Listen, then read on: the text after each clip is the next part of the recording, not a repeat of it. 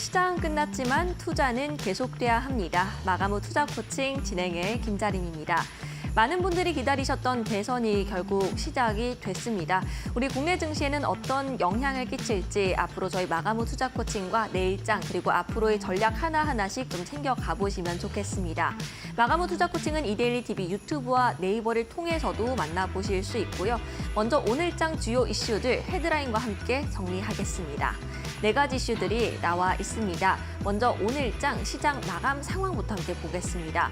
외국인의 셀 코리아가 지속이 되고 있습니다. 결국 외국인의 팔자세에 오늘 양시장 각각 0.4%, 0.3%대 하락 마감했습니다. 그리고 미국 대선 본투표가 한국 시간으로 오늘 오후 2시경부터 시작이 됐습니다. 해리스 트레이드, 트럼프 트레이드 일제히 들썩이는 모습이 나타났습니다. 한편 해리스 트레이드로도 꼽히는 리튬 종목들 오늘 추가적인 호재성 이슈가 하나가 더 있었습니다. 하이드로 리튬이 국내 대기업의 수산화 리튬을 출하한다는 소식이었는데요. 결국 하이드로 리튬 장 막판에 상한가에 진입한 채로 마무리가 됐습니다. 그리고 한국과 미국이 공동 개발한 태양 코로나 그래프 발사 기대감이 나와 있습니다. 이제 발사를 했는데 앞으로 우리 국내에서도 이런 우주 항공 종목들 좀 눈여겨보시면 좋을 것 같습니다. 네, 지수부터 조금씩 더 자세하게 살펴보도록 할게요. 네, 코스피 코스닥 마감 상황입니다. 코스피는 2,576선에서 코스닥은 751선에서 마무리가 됐고요. 두 종목의 탄력도는 모두 비슷했습니다. 각각 0.47%, 0.3% 하락 마감했는데요. 코스피는 하루 만에 다시 한번 2,570선대까지 내려오는 흐름이 나타났습니다. 외국인의 셀코리아 기조는 계속해서 이어지고 있는데 코스피 수급 보면서 조금 더 자세하게 살펴볼게요. 네, 오늘 기준으로는 외국인이 일단 1,448억 원 팔자세를 기록을 했습니다. 어제 금투세 폐지로 시장이 크게 환호를 하면서 잠깐 매수 전환을 했다가 오늘 다시 한번 매도로 돌아선 모습이 포착이 됐죠. 네, 지난 코스피 시가총액 비중 내 외국인의 비중이 올 들어서 역대 최저를 기록을 했다는 소식이 들려왔습니다. 그리고 3달 연속 우리 국내 주식에서 우리 국내 지시에서 외국인의 비중이 3달 연속 이제 순매도를 기록하고 있다고 하는데요. 코스피뿐만 아니고 코스닥 역시나 비슷한 상황입니다. 이런 외국인의 매도 기조가 우리 증시에 계속해서 악재로 영향을 끼치고 있으니까요. 수급 한번 자세하게 살펴볼 필요가 있겠습니다.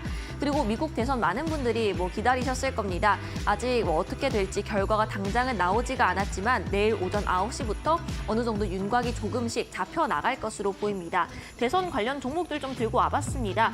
일단 DYD, 트럼프 트레이드 대표적인 종목이기도 하죠. 오늘장 23.37% 결국 점점 장중 고점을 높여나가면서 20%대 급등 마감을 했고요. 그리고 현대 에버다임은 반대로 딱 보합으로 마감을 했네요. 장중 변동성도 계속해서 상승과 하락을 오가면서 큰 편이었습니다. 그리고 SDN 같은 태양광 관련된 종목들 해리스 트레이드의 대표적인 종목인데 장중 탄력을 점점 줄여나가면서 5% 정도의 상승 마무리. 그리고 BL팜텍과 오성첨단 소재, 마리화나 관련된 해리스 트레이드 종목들 오늘장 장중 하락 전환한 마리화나 관련된 종목들도 다수 포착이 됐습니다. 대표적으로 오성첨단 소재가 1.5% 정도 내린 채로 마무리가 됐습니다. 이제 대선 결과가 하나둘씩 발표가 됨을 앞두고 시장에는 확실히 관련 종목들이 크게 오르내리는 모습인데요. 변동성에 좀 유의를 하실 필요는 있겠습니다. 그리고 해리스에 수혜해주면서 이제 하이드로 리튬의 호재성 이슈가 나온 리튬 종목들도 한번 살펴보겠습니다. 결국 하이드로 리튬이 3시 구간 넘어서 상한가 진입에 성공을 했습니다. 그리고 자이글 역시나 이제 리튬 전지 관련된 종목으로 꼽히는데 장 초반부터 상한가 진입에 성공을 했죠. CIS 역시나 리튬 전지 쪽으로 엮여있는 종목이기도 합니다. 리튬 포어스 그리고 EV 첨단 소재까지 각각 2자릿대 급등세가 나왔습니다. 이렇게 대부분의 종목들이 끝까지 시세를 잘 유지를 한 채로 마무리가 됐기 때문에 이렇게 시장이 약한 와중에서도 내일장까지 탄력 잘 유지되는지 좀 살펴볼 필요가 있겠습니다. 네, 다음 이슈로 바로 넘어가겠습니다. 네, 우주항공주, 이제 미국에서 우주항공주들 참 잘 가잖아요. 로켓랩이나 여러 가지 기업들이 있는데 우리 국내 기업들은 조금은 다른 흐름이 계속해서 연출이 되고 있습니다. 대표적으로 루미르나 이노스페이스 같은 종목들은 비교적 신규 상장한 종목인데 상장 첫날 대비 2배가량 주가가 빠진 상황이기도 하거든요. 근데 루미르가 오늘 7%대 반등에 성공을 하면서 이제 우주항공 종목들 한 V자 반등을 기대해봐도 좋을까? 이제 기대감이 아니라 진짜 현실화, 실적으로 매출이 찍힐지 이 부분도 좀 챙겨보셔야 될 텐데요. 인텔리안 테크, 캠코아 에어로스페이스, 세트랙 아이까지 모조리 5%에서 2% 정도 상승 마감에 성공을 했습니다. 네, 다음 소식 보겠습니다. 네, 이렇게 4가지 소식 모두 함께 살펴봤고요. 시장이 여러 가지 변동성이 나올 만한 이슈들이 나오고 있습니다. 그러면서 금투세 폐지로 좀 크게 오르지 않을까 싶었던 증시가 다시 1일 천하로 끝나면서 오늘 장을 쉬어가는 분위기가 연출이 됐는데요. 앞으로 남은 연말 어떻게 우리 시장 살펴봐야 할까요? 마감 후 투자 코칭과 함께 해보시면 좋겠습니다. 마감 후 투자 코칭 본격적으로 시작합니다.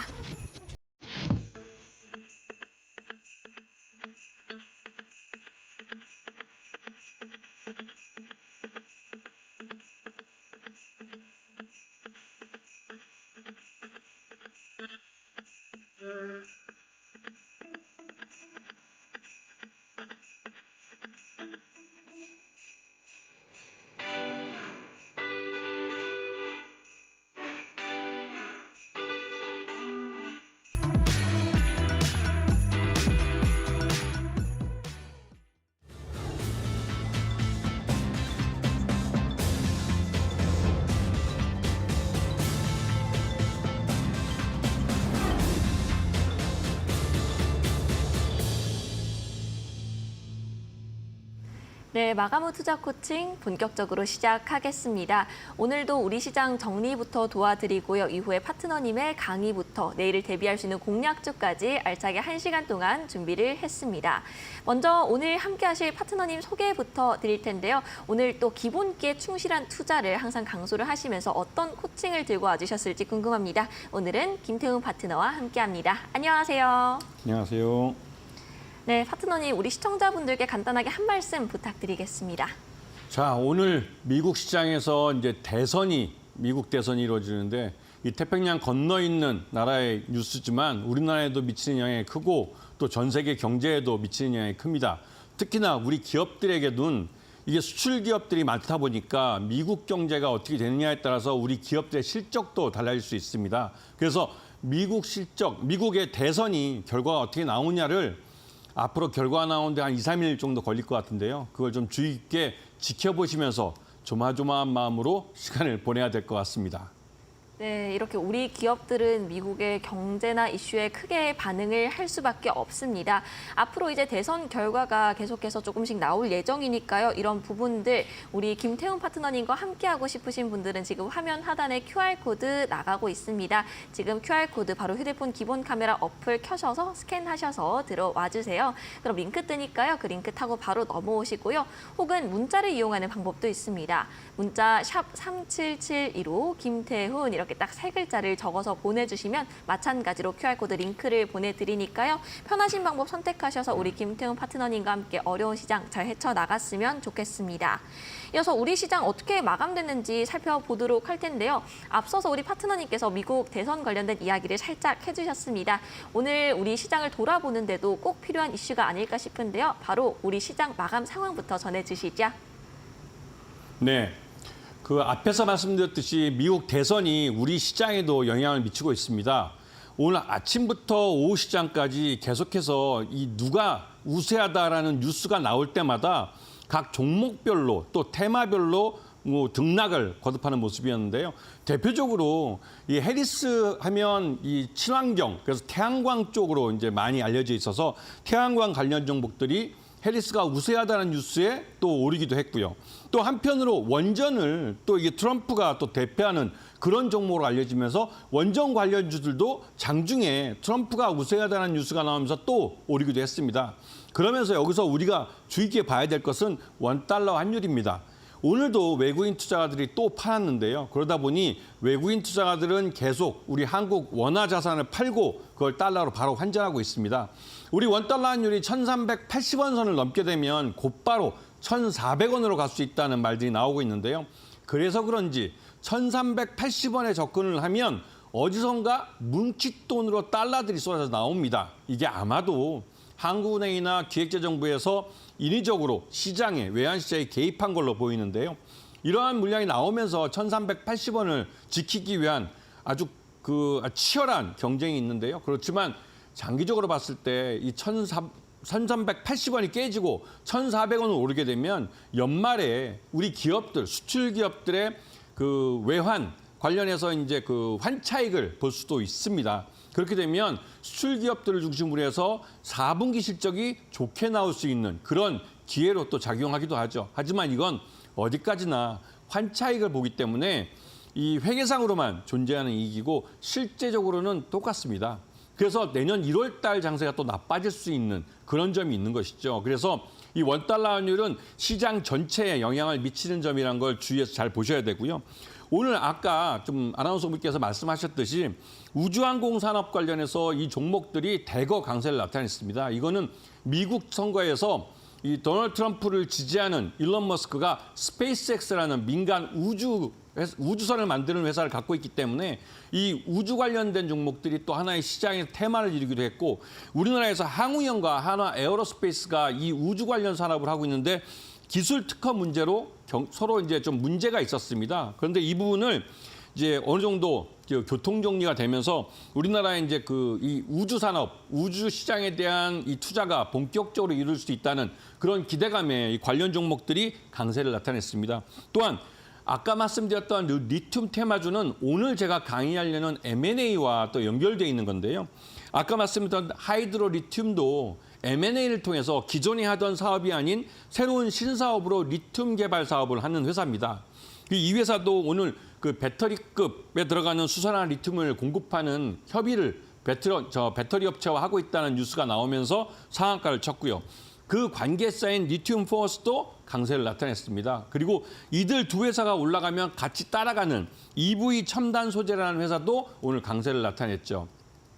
하지만 이 리튬 관련 회사들은 대부분 다 적자를 보고 있기 때문에 이러한 상승세가 계속된다기보다는 말 그대로 고점 대비해서 낙폭이 크기 때문에 저가 매수세로 이런 이벤트성 강세를 나타내는 그런 종목으로 보시는 게 맞고 장기적으로 이런 종목들을 이게 오래 우상향할 거라고 생각하시고 들어간다면 자칫하다가는 그 상투에 물릴 수 있다는 그런 리스크를 잘 알고 계셔야 됩니다.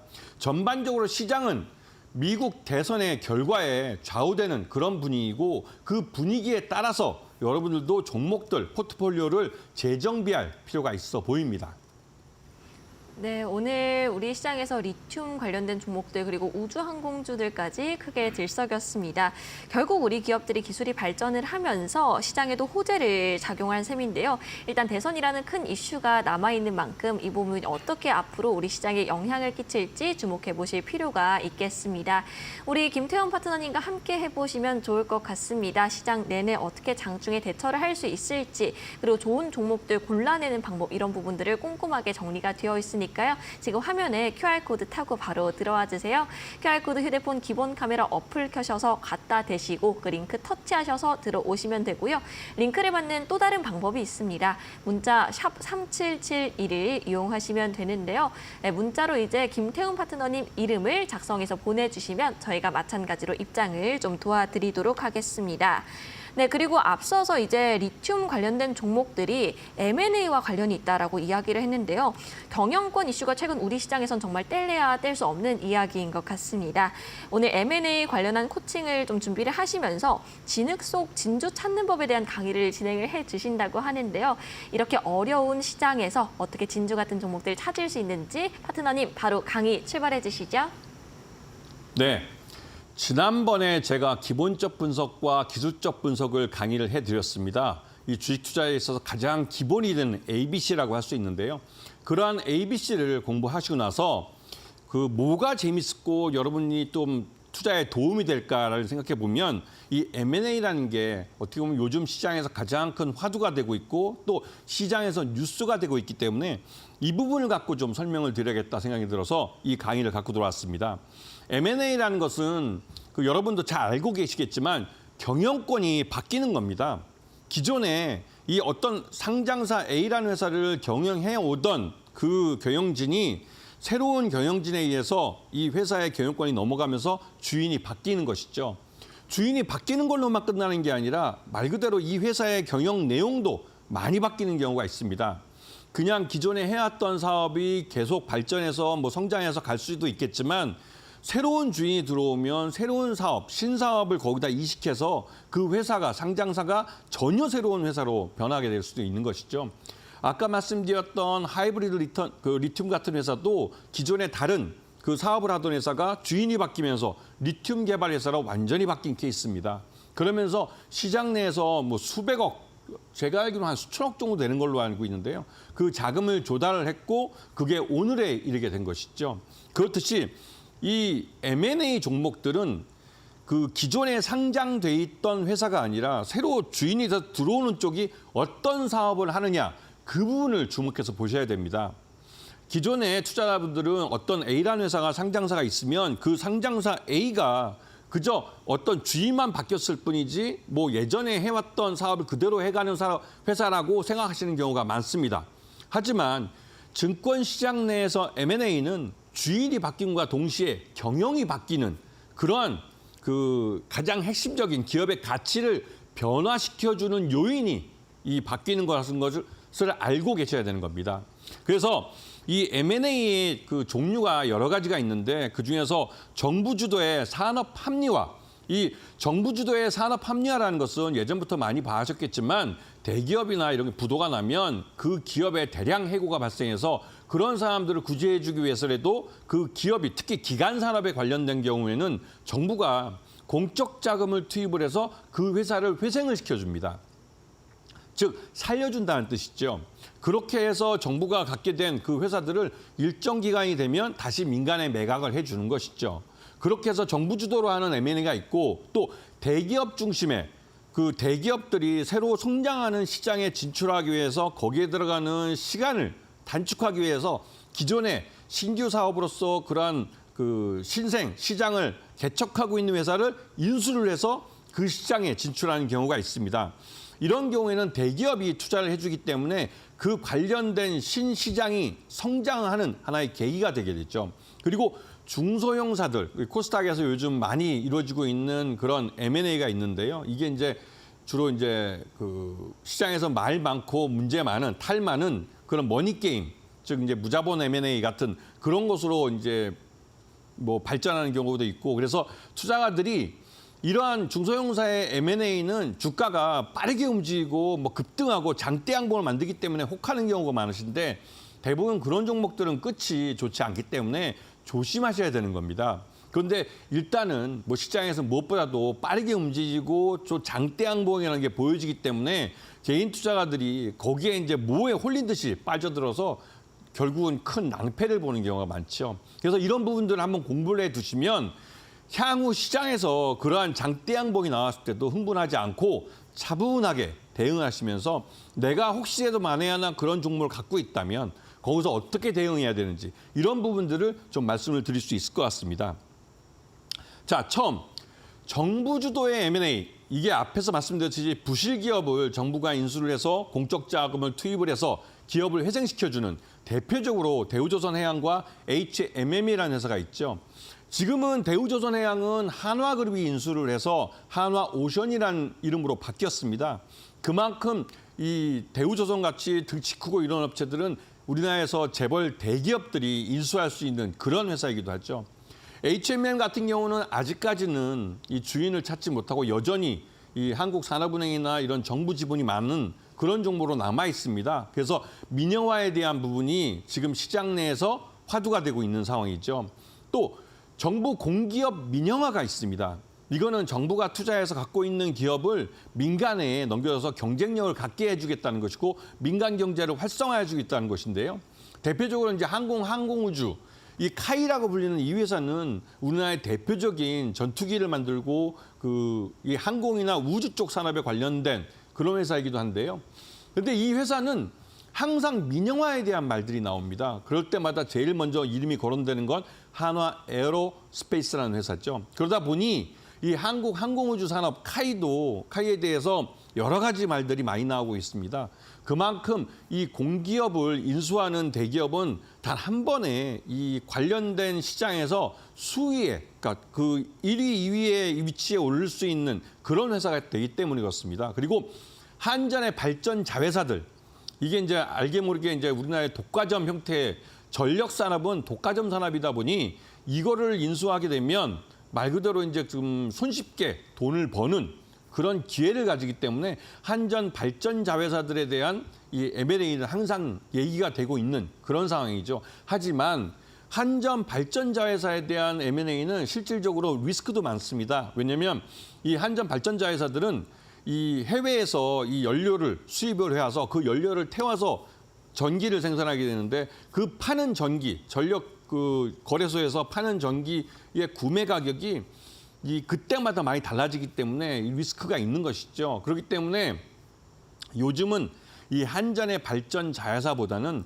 송배전 관련된 민영화 사업에 우리나라 대기업들은 관심이 더 많은 것으로 알려져 있습니다.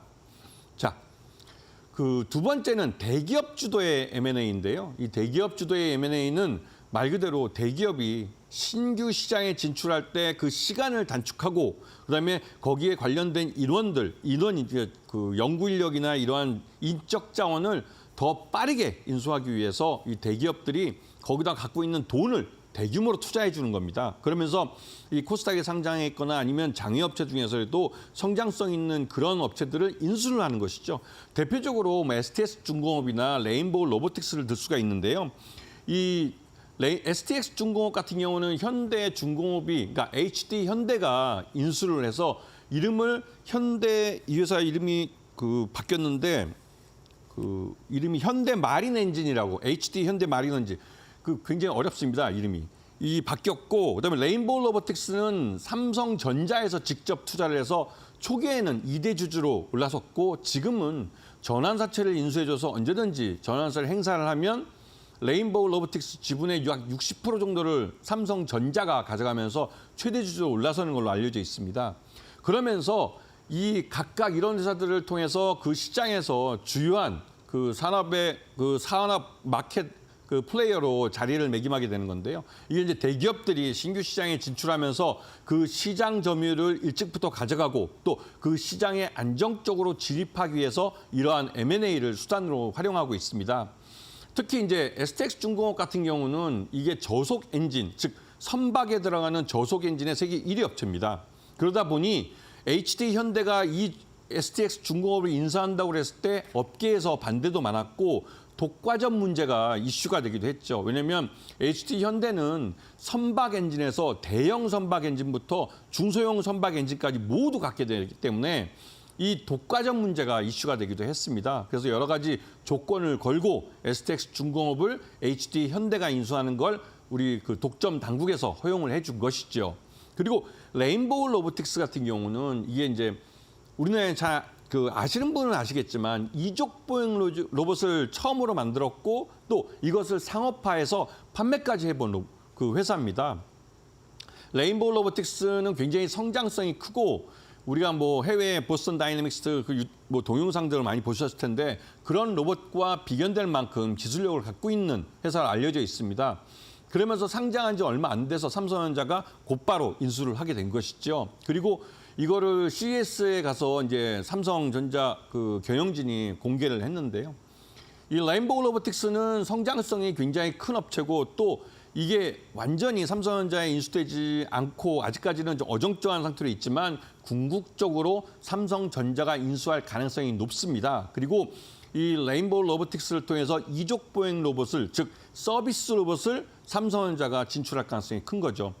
삼성전자는 지금 내부에 그 웨어러블 로봇을 갖고 있습니다. 그 웨어러블 로봇이 이번 하반기에 처음으로 상업화가 됐고 그걸 시장에 런칭해서 지금 판매를 하고 있는데 아직까지는 그 마케팅 비용이나 이런 들어간 것에 비해서는 시장을 못 만들고 있죠. 그만큼 이 웨어러블 로봇은 굉장히 경쟁이 치열한 시장입니다.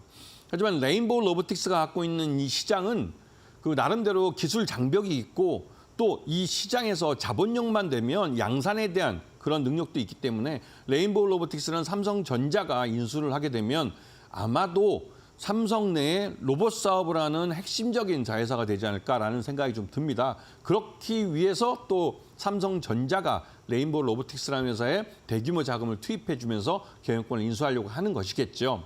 그래서 지금 시장에서는 이러한 이 대기업 주도의 이런 M&A가 그 횡행하고 있습니다. 그러면서 또 한편으로 대기업이 경영권 승계 과정에서 이러한 M&A가 발생합니다. 지금 시장 내에서 지금 가장 핫한 고려아연 같은 경우도 지금 보시게 되면 고려아연은 지금 3대에 걸쳐서 영풍그룹과 고려아연의 그 최씨 일가가 그 동업 관계를 가져왔습니다. 그러다가 이제 3대에 이르러서 이 동업 관계가 깨지게 됐죠. 이게 영풍그룹 내부의 문제도 있었지만 이 MBK 파트너스 같은 상업펀드가 끼어들면서 확실하게 이 고려아연 같이 등치 큰 업체도 인수할 만한 그런 자본력이 우리나라 국내에 있기 때문에 이제 이러한 딜이 발생한 것이죠. 그래서 고려아연을 인수하는 데 들어가는 이 최씨 그 방어하는 경영권을 방어하는 최 회장 일가 쪽에서 동원한 자금과 그다음에 영풍그룹 쪽에서 동원한 자금 모두 합해 약 6조 원의 돈이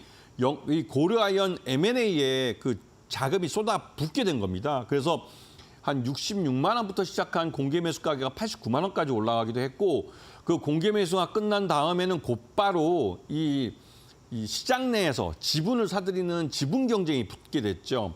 그러면서 마지막에는 이 고려아연 경영권을 갖고 있는 그 최 회장 일가 쪽에서 2조 5천억 규모의 유상증자를 발표했습니다. 그게 엊그저께 이제 그 고려아연 하한가를 만든 그 가장 핵심적인 이유이기도 하면서 또 한편으로도 그 하한가를 맞고도 저기 보시면 아시겠지만 다시 또 주가가 오르는 모습을 보여주고 있습니다. 이게 이제 그 이 영풍그룹 쪽에서 영풍그룹과 MBK 파트너스 쪽에서 임시유총을 부리면서 실제로 임시유총에서 표대결을 하기 때문에 그것 때문에도 이제 누구든 50% 플러스 한 주를 더 갖고 있는 사람이 이 고려아연의 경영권을 가져가게 되는 겁니다. 이제 고려아연은 이 공개 매수 기간에 이 유가증권 신고서 이게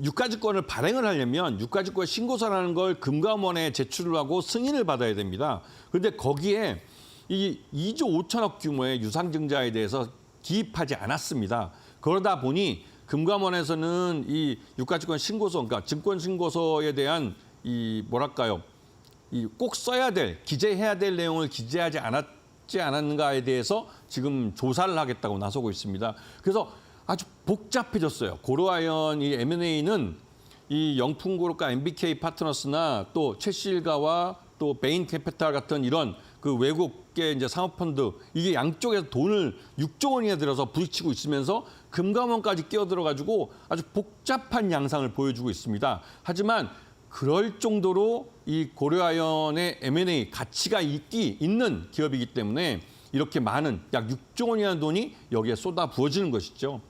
그만큼 시장 내에서 M&A라는 게 굉장히 큰 그 이슈를 갖고 있는 겁니다. 자, 그리고 중소형사 M&A 머니게임, 이게 머니게임이라고 붙여서 여러분이 좀 당황할 수 있는데 이 머니게임 말 그대로 돈 놓고 돈 먹기 같은 것을 말하는 것일 수도 있고 또 한편으로 이 중소형사가 M&A를 해서 진짜로 그 이 미래 성장성 있는 회사로 키워가면 말 그대로 이거는 그 뭐 방송에서 된 말이 뭐죠? 대박을 보는 것이죠. 그래서 이 중소형사들, 우리 코스닥에 상장돼 있는 중소형사들끼리의 이 M&A가 많이 일어납니다. 특히나 이 연말에 가서 내년도 12월 결산법인 같은 경우 내년도 감사보고서를 쓰기 전에 이 타이밍에서 이제 M&A가 많이 일어나는 경우가 있죠. 왜냐하면 이 기존에 그 회사를 상장된 회사를 경영하는 경영진 쪽에서는 뭐 자금력이나 이런 것들의 한계를 노출하면서 더 이상 경영에 자신감을 잃어가면서 이 회사를 돈 있고 또 경영할 능력이 되는 쪽에 넘기고 싶어 합니다. 그러면서 자신은 이 코스닥 같은 경우는 상장사가 기본 가격이 상장돼 있고 정상적으로 운영이 되고 있으면 한 100억 정도는 받습니다. 그렇기 때문에 이 기존에 경영하는 쪽에서는 100억 정도 현금을 받고 빠져나가길 원하죠. 그러다 보니 연말로 갈수록 그러니까 12월 결산법인들은 말 그대로 이제 결산하기 직전에 이 경영권이 바뀌는 경우가 많습니다. 그러면서 회사 내에 유상증자나 이런 걸 통해서 자금을 보충해주고 그러면서 그 회사 내 부채를 많이 끄는 그런 모습을 보이게 됐죠. 그런데 이 과정에서 이 주식 관련 사채, 즉 CB나 BW 같은 전환사채나 또 이 신주인수권부 사채 등을 이용을 해서 무자본 M&A가 이루어지는 경우가 있습니다. 그렇게 될 경우에는 말 그대로 이 지금 당장은 주가가 뭐 외부에서 자금이 들어오기 때문에 회사가 건실해져 보여서 뭐 주가 막 급등하기도 하지만 결국은 그 다음에 그 3월 달 그 감사 보고서 나올 때 이 외부 감사인에게 의해서 이제 감사 의견을 못 받는 경우가 많습니다. 그렇게 유입된 자금이 말 그대로 무자본 M&A 자금으로 의심받을 수 있고 그거에 대해서 충실하게 소명하지 못하면 결국은 이게 이제 무자본 M&A로 판정이 돼서 외부 감사인이 감사 의견을 주지 않게 되는 것이죠. 자, 그리고 시장 내에서 인기 있는 테마, 뭐 자원 개발이나 이런 것들, 특히 이제 아까 말씀드렸던 리튬, 옛날에 리튬 가격이 높을 때는 리튬을 개발한다 이런 뉴스를 갖고 이런 회사를 인수를 하면서 사업 목적에 이런 리튬 개발, 뭐 아니면 자원 개발, 시장 내에 인기가 있는 지금 인공지능, AI 뭐 이런 것들을 집어넣어서 시장 투자자들의 그 관심을 끌면서 그러면서 이제 시장에서 이제 제3자 배정 유상자나 아니면 CB나 뭐 BW 같은 걸 발행을 해서 또 시장을 통해서 이런 M&A 자금들을 조달을 하는 그것도 일종의 무자본 M&A가 될 수 있습니다. 그러다 보니 이런 중소형사들의 M&A는 끝이 별로 좋지 않은 경우가 많습니다. 그렇기 때문에 많이 주의를 하셔야 되고 특히 머니게임이라고 말씀드렸던 이유는 개인 투자가들이 이러한 그 막연한 기대감 이런 것으로 이런 중소형사들 특히나 가격이 굉장히 싸기 때문에 뭐 담배 한 갑 가격도 안 되는 가격이다 보니 그 싼 가격에 혹해서 들어갔다가 자칫하다가는 그 다음에 상장 폐지까지 당하는 경우가 있기 때문에 그런 부분에 대해서 주의할 필요가 있는 것이죠. 자, 그 M&A 종목을 공략을 하실 때는 가장 중요한 게 기존에 그러니까 회사를 팔고 나가는 쪽이 아니라 새로 들어오는 돈을 주고 인수해서 들어오는 인수자가 누구인가를 잘 보셔야 됩니다. 그 인수자가 말 그대로 현금 동원 능력이 있고 그만큼 이제 현금 동원 능력이 있다는 건 그 회사에 신규 자금을 부어줄 수 있는 그런 능력이 되고 또 경영 능력이 검증된 대표적으로 이제 그 이런 경영 능력이 그 검증됐다는 것은 그 말 그대로 이런 기존에 해왔던 사업에서 성과를 내고 있는 그런 경영진이 이런 상장사를 새로 인수를 하면서 그쪽 시장에 진출하는 그런 경우를 말하는 것입니다. 그래서 이런 경우일 때는 말 그대로 한 번쯤 기대감을 가져도 되겠죠. 왜냐하면 기존에 팔고 나가는 그 회사, 상장사 같은 경우는 나름대로 주가가 별로 좋지 않을 경우도 있고 또 주가가 많이 할인되는 경우가 있습니다. 그런데 그런 부분에서 새로운 인수자가 들어온다는 건 경영이 일신되고 또 새로운 그 자금이 들어와서 재무적으로 건실해지고 그렇게 하면서 신규 사업이나 아니면 기존 사업에서 탄력을 받고 성과를 내는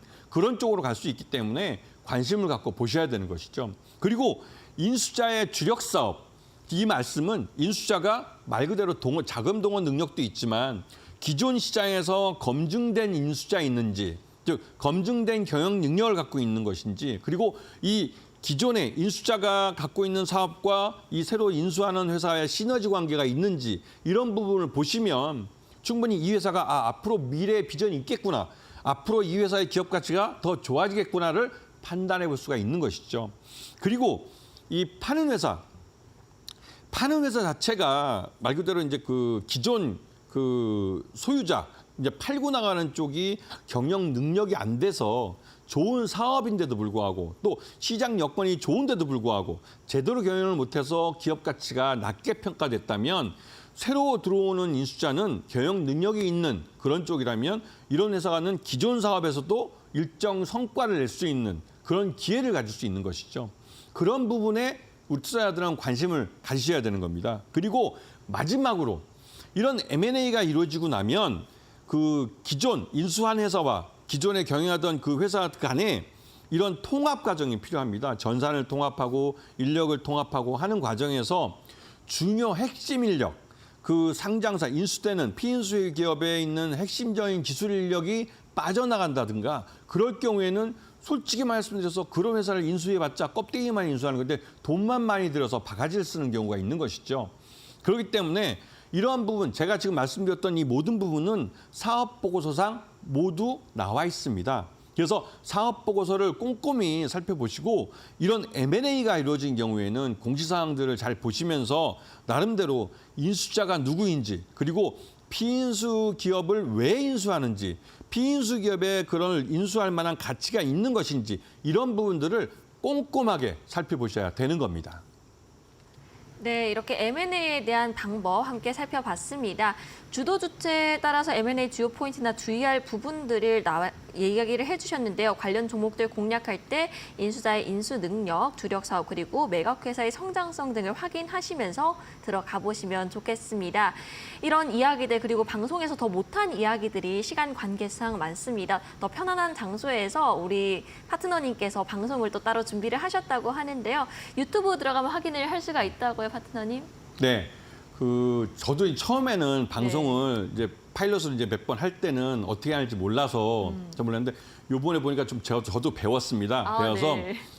요번 이 방송이 끝나고 나름대로 뭐랄까 이제 무료 방송이랄까요? 이런 걸 통해서 이 방송 중에 제가 강의 중에 못했던 좀 더 구체적이고 심도 있는 얘기들을 뭐 길지 않은 시간 동안 좀 여러분께 다시 한번 좀 설명할 수 있는 그런 시간을 가지려고 합니다. 그러다 보니 요 방송 끝나고 제가 올라가서 이제 이걸 또 준비를 좀 잠깐 해야 되기 때문에 잠깐 한 10분 정도 쉬었다가 바로 이제 올라가서 관련된 무료 방송을 진행하려고 합니다. 그때 많이 좀 찾아주시고 밴드라고 하나요? 그쪽에서 이제 궁금하신 거 있으면 질문을 주시면 거기에 제가 아는 뭐 범위 내에서 뭐 친절하게 설명을 드리도록 하겠습니다.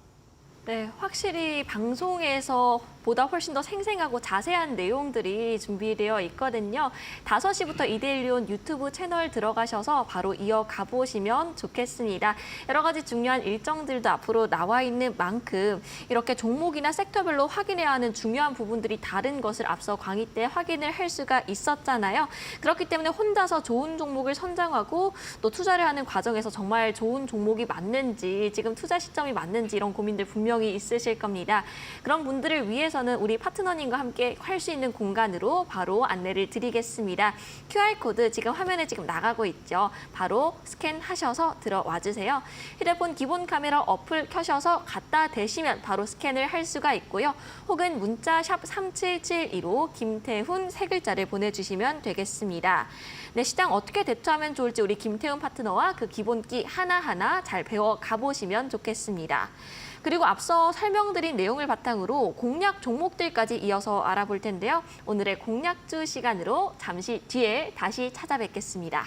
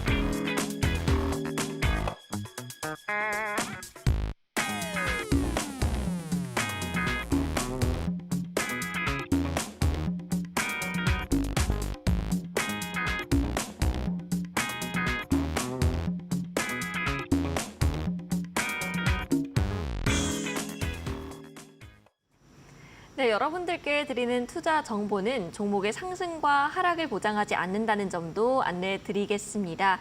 네, 이어서 공략주 시간으로 좀 이어가 볼 텐데요. 제가 살짝 미리 살펴보니까 우리 시청자 여러분들께서 정말 관심이 많을 만한 종목들을 대응 전략을 좀 들고 와주셨거든요. 끝까지 관심 있게 살펴보시면 좋겠고요. 네, 파트너님 오늘의 공략주 바로 설명해 주시죠. 네.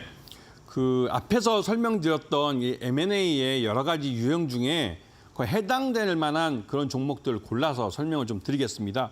첫 번째 종목은 딱 차트를 보시게 되면 좀 정신없게 위아래로 좀 등락을 보이고 있는데 이 등락을 보이는 것 하나하나마다 다 의미를 갖고 있습니다. 이 종목은 예전에 대우조선이라고 불렸던 종목인데 지금은 하나오션으로 이름을 바꿨습니다. 하나그룹에 인수된 건데요. 지금 보시게 되면 저 앞에 지금 저 QR코드에 가려져 있는데 거리량이 이빠이 터지는, 그러니까 크게 장대양봉을 만드는 뾰족한 작은 산이 보이실 겁니다. 저 부분이 말 그대로 한화 그 에어로스페이스가 최대 주주인데요. 제3자 배정을 통해서 여기에 이제 하나오션에 대우조선에 투자해주면서 최대 주주로 올라선 때입니다.